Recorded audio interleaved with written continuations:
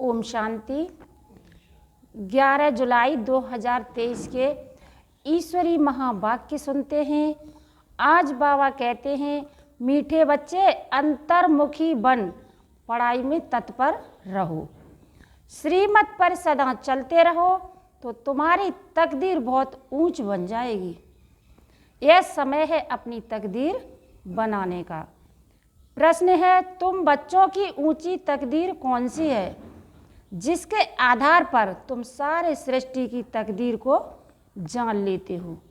उत्तर है सुदर्शन चक्रधारी बनना। यह है सबसे ऊंचे ते ऊंची तकदीर। तुम ब्राह्मण अभी सुदर्शन चक्रधारी बने हो। तुम अपनी भी तकदीर को जानते हो तो सारे सृष्टि की भी तकदीर को जानते हो। बाबा आए हैं तुम बच्चों की हीरे समान तकदीर बनाने। स्मृति में रहे स्वयं भगवान हमारी तकदीर बनाने लिए पढ़ा रहे हैं तो तकदीर बनती रहेगी।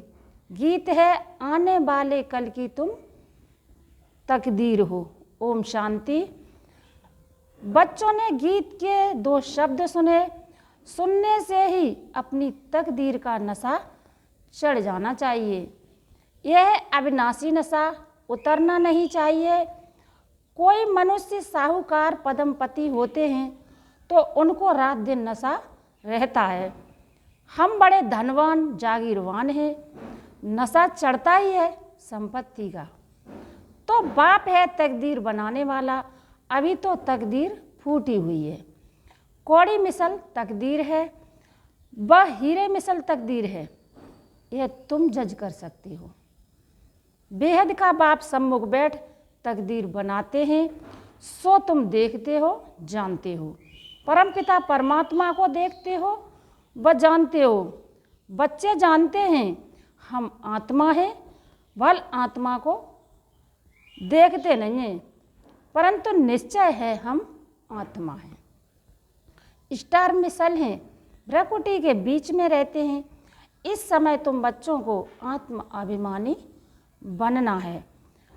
इस देह में रहने वाले को आत्मा देही कहा जाता है। आत्मा को अभिमान है कि हमको परमपिता परमात्मा आकर मिला है। बच्चे बाप के पास जन्म लेते हैं तो बारिश होते हैं, फिर कोई तो पाई पैसे की तकदीर पा लेते हैं, कोई तो कुछ भी नहीं पाते, सिर्फ जन्म ही पाते हैं।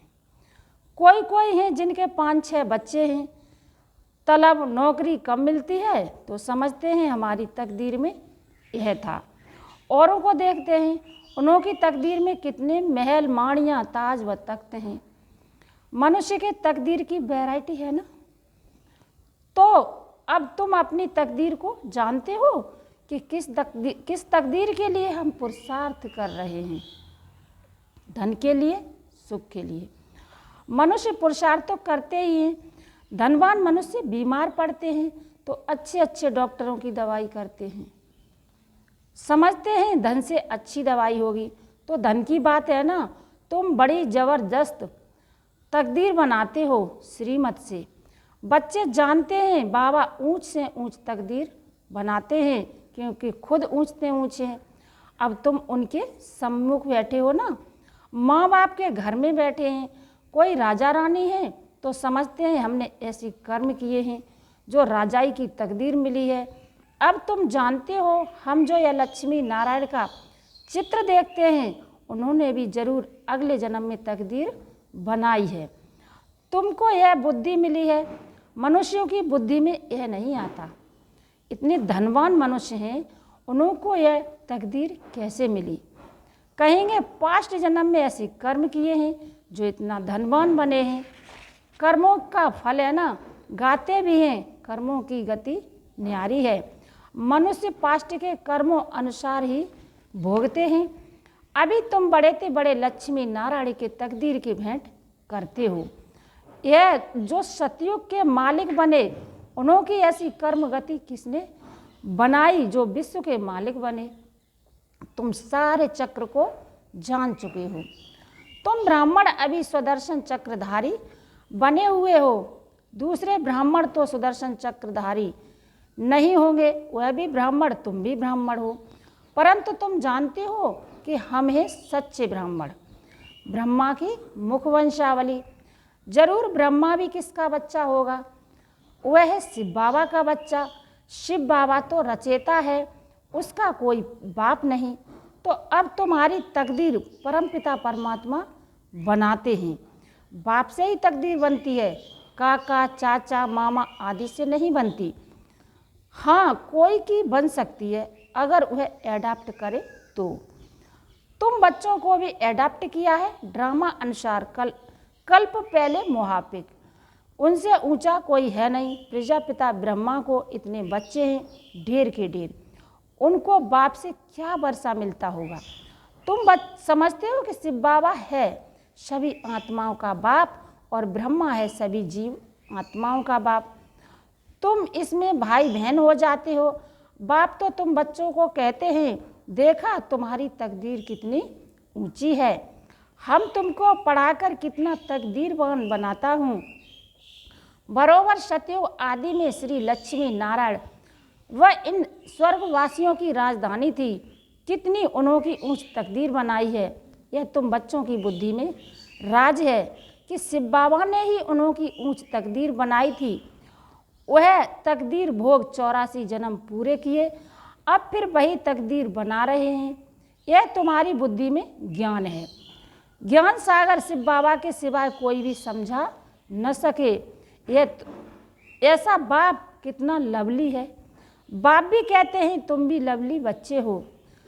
तुमको मैं फरमान करता हूँ कि निरंतर मुझे याद करने का अभ्यास करो तो तुम्हारे विकर्म विनाश हो जाएंगे।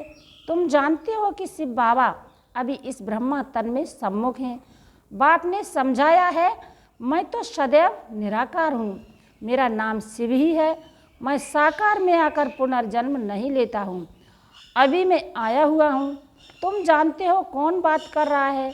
तुम्हारी बुद्धि ऊपर में चली जाती है। वह निराकार परमपिता परमात्मा ज्ञान का सागर है, वही तकदीर बनाने वाला है। हेमनली गॉड फादर हेवन की स्थापना करेगा ना। तुम जानते हो बाप कैसे ब्रह्मा तन में सम्मुख बात कर रहे हैं। कहते हैं लाडले बच्चे, अब ड्रामा पूरा हुआ। आत्मा सुनती है, आत्मा ही जानती है, यह यथार्थ बात है। बाप कहते हैं जितना हो सके मुझे याद करो। और सारे सृष्टि चक्र की नॉलेज तुमको ही दी है। कोई को अच्छी रीति धारणा होती है, कोई भूल जाते हैं। अभी तुम बैठे हो, तुमको यह ज्ञान अमृत दे रहे हैं अथवा नॉलेज पढ़ा रहे हैं।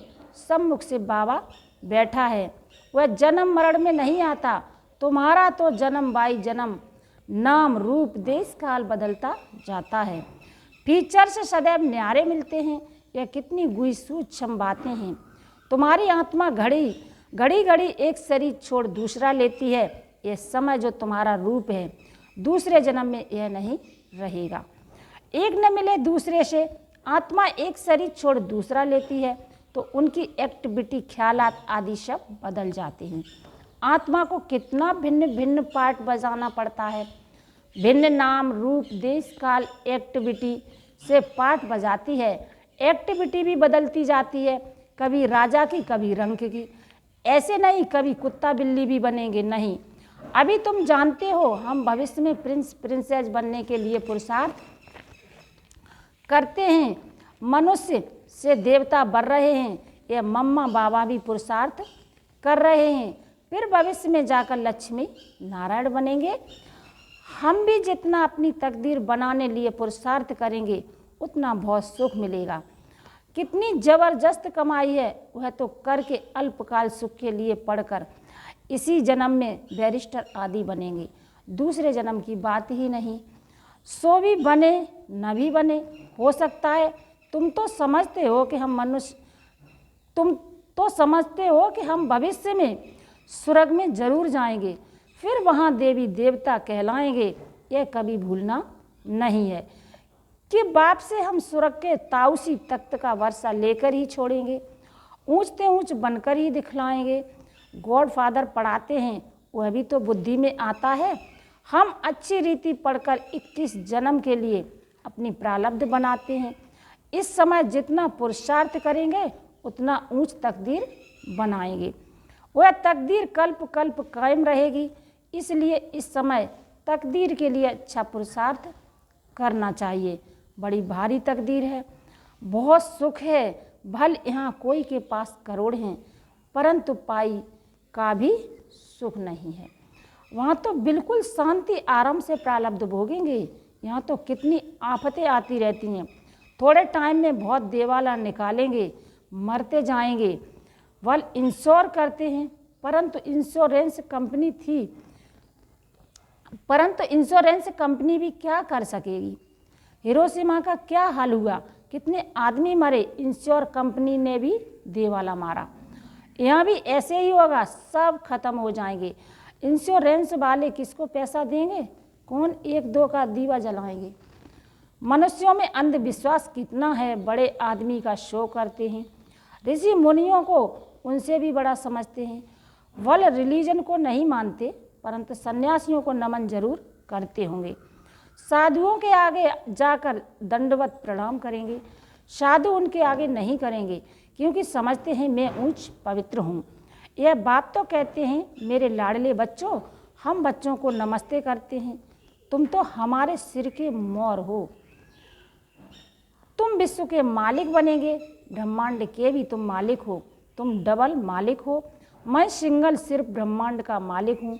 ऐसी बातें सिवाय बाप के कोई समझा ना सके।